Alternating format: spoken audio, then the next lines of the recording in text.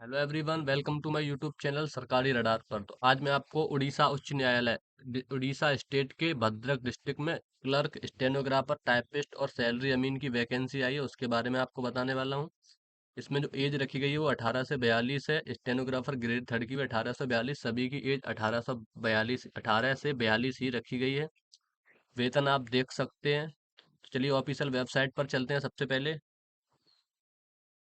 तो आप official website पर आइए। भद्रक डिस्ट्रिक्ट कोर्ट रिक्रूटमेंट 2026, जो भद्रक बोलते हैं इसको, जो उड़ीसा का एक डिस्ट्रिक्ट है भद्रक, उसमें वैकेंसी आई है। इसका जो फॉर्म भरना है वो 30 जुलाई 2026 से इसके फॉर्म भरने स्टार्ट हो गए हैं और लास्ट डेट 28 अगस्त 2026 इसकी लास्ट डेट रहेगी। जनरल, ओबीसी, एससी, एसटी किसी भी जाति के लिए कोई भी एप्लीकेशन फीस नहीं है। और जो इसमें आपकी जो एज रखी गई है वो मिनिमम 18 साल और मैक्सिमम 42, मतलब आपकी मिनिमम 18 साल होनी चाहिए और मैक्सिमम 42 साल होंगे, तभी आप इसमें फॉर्म फिलअप कर सकते हैं। उसके बाद वैकेंसी में आपको बता दूं, जूनियर क्लर्क कम कॉपिस्ट, इसमें आपकी टोटल 19 पोस्ट आई हैं। इसके लिए भी आपके पास बैचलर डिग्री होना अनिवार्य है और एक कंप्यूटर का कोई कोर्स होना अनिवार्य है। आप देख सकते हैं, bachelor degree in any stream recognise university institute in India. India की किसी भी यूनिवर्सिटी या इंस्टीट्यूट से आपके पास बैचलर डिग्री होना अनिवार्य है। स्टेनोग्राफर ग्रेड थर्ड में भी 5 वैकेंसी हैं और जूनियर टाइपिस्ट में भी 5 वैकेंसी हैं। उसके बाद सैलरी अमीन, इसमें आपकी 5 वैकेंसी है। इसमें आपके पास 10th पास होना चाहिए। आप इंडिया के किसी भी बोर्ड से 10th पास होने चाहिए और आपके पास ट्रेनिंग का एक सर्टिफिकेट होना चाहिए। अमीन, सैलरी अमीन की ट्रेनिंग का सर्टिफिकेट होना चाहिए तो आप इसमें, और आपके पास बेसिक कंप्यूटर नॉलेज होना चाहिए तो आप इसमें फॉर्म इजीली फिलअप कर सकते हैं। और जूनियर क्लर्क के लिए 19 वैकेंसी है, इसमें आपको बैचलर डिग्री होना अनिवार्य है। उसके बाद थोड़ा नीचे आते हैं, आप सैलरी पर बात करेंगे। जो जूनियर क्लर्क की वैकेंसी है उसमें आपकी जो सैलरी रखी गई है तो 19,900 से 63,000 रखी गई है, जिसमें 10 एसटी की वैकेंसी है, एक एससी की वैकेंसी है और 8 जनरल की वैकेंसी है, जिसमें 4 महिलाएं रहेंगी एसटी में। उसके बाद स्टेनोग्राफर ग्रेड थर्ड में भी आप देख सकते हैं 25,500 से 81,000 आपकी सैलरी रहेगी।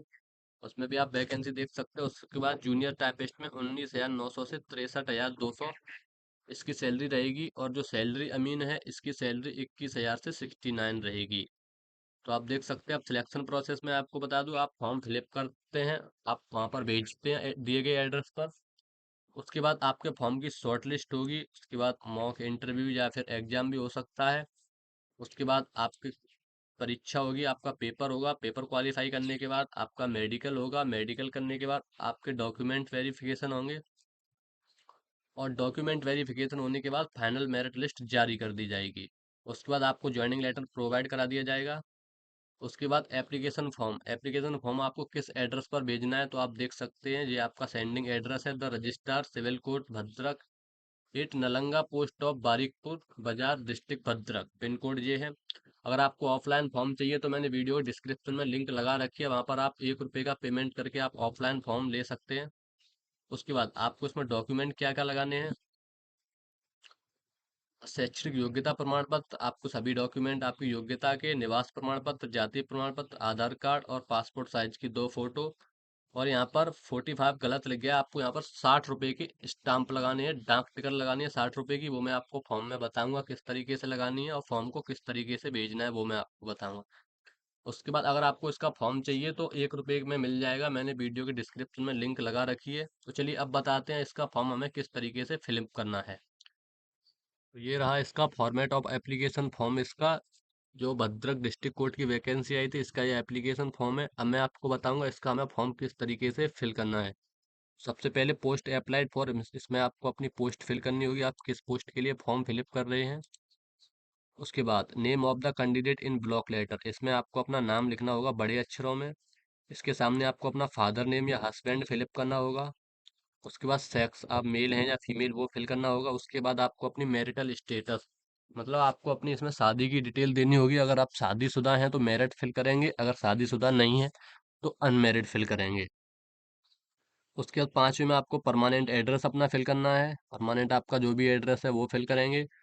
उसके बाद आप उसी हिसाब से लिखें कि एक ही लाइन में आपका एड्रेस आ जाए और अच्छे शब्दों में लिखें। उसके बाद प्रेजेंट एड्रेस क्या है आपको वो फिल करना होगा। उसके बाद आपको अपनी डेट ऑफ बर्थ, जो आपकी आयु की गणना है वो 28/8/2026 से की जाएगी। जैसे कि आपकी जो आयु है वो है 28/8/2001, तो आप यहाँ पर दो एक है तो आप यहाँ पर 26 फिलअप करने के बाद 00 टाइप कर दें, उसी हिसाब से मैंने बता दिया है।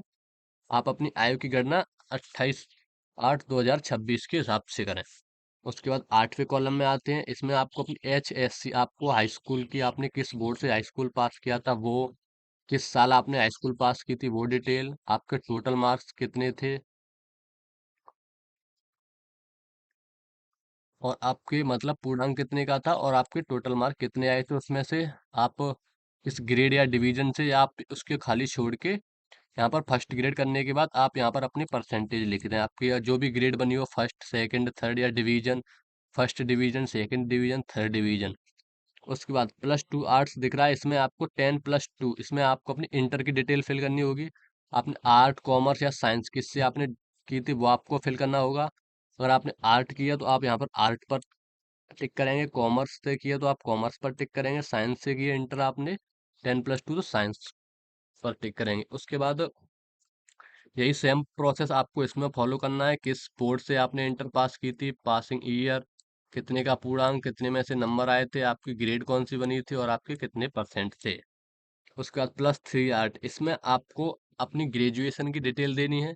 इसमें आपने ग्रेजुएशन BSc आर्ट से की थी, कॉमर्स से की थी, और या किसी और से की थी, वो आपको डिटेल फिल करनी होगी। उसके बाद यहाँ पर आपको बोर्ड नहीं है तो आप अपना यूनिवर्सिटी का नेम फिल कर दें, किस साल पास की थी, टोटल नंबर कितने थे, कितने में से आए थे, और यहाँ पर आपकी ग्रेड बनी है तो ग्रेड, डिवीजन है तो डिवीजन फिल करेंगे, और टोटल परसेंटेज आपकी कितनी थी वो फिल करेंगे।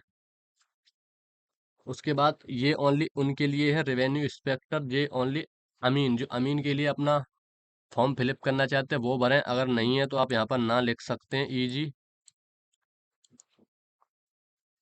उसके बाद डिप्लोमा इन कंप्यूटर साइंस, आपके पास कंप्यूटर साइंस का कोई डिप्लोमा जैसे CCC ADCA O लेवल, या आपने कहीं पर भी कंप्यूटर सीखा हो तो उसकी आपको डिटेल फिल करनी होगी। किसी भी प्रॉब्लम आ रही है फॉर्म भरते टाइम तो आप मुझे कमेंट सेक्शन में पूछ सकते हैं, आपको जवाब मिल जाएगा।